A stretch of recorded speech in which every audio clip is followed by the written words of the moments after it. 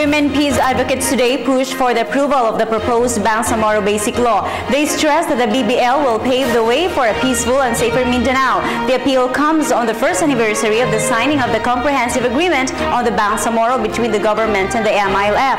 To highlight the significance of the anniversary, thousands of peace advocates from different organizations marked the celebration with a walk for peace at the Quezon Memorial Circle in Quezon City. Sweden Velado was there and she filed this report.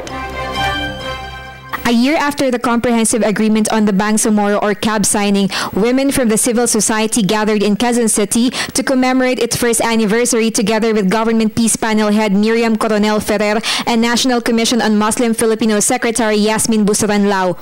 The primary objective of the proposed Bangsamoro Basic Law or BBL is to put an end to the fighting and tense moments between the government and revolutionary group Moro Islamic Liberation Front or MILF and pave the way for a peaceful and safer Mindanao. Itong isang insidente na to na mamasapan mo, isang trahedya na naghati talaga sa ating bansa, nagdulot ng pait, sisihan kung sino talaga ang dapat managot dito.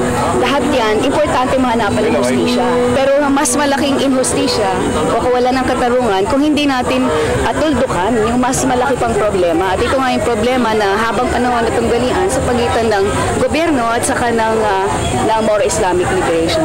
Napakalaking success o victory ng Filipino people na maabot natin yung pagpipirma ng comprehensive agreement. In line with the celebration of Women's Month, NCMF Secretary Busran-Lao said that the gathering was organized to allow women to voice out their support for peace process because the real victims of war are innocent women, children, and elders. Makita sana nila na yung mga biktima ng giyera, no, na mga kababaihan, mga bata, yung future na nasayang, at saka yung mga resources na sana ay magamit natin sa pag-unlad ng ating bayan, yung ginagamit sa pang-armas ng ating sandahan, panglakas, at saka yung resources ng community na nag-uumpisa ng maging matibay, mawawala ng ganun lang. At ang pinaka-importante, yung kinabukasan nga ng ating mga mamamayan, lalo na yung mga Muslim na pwede sanang maging potential contributors ng ating bayan. Ferrer and Lao encouraged the public to make a stand regarding the proposed BBL and support peace process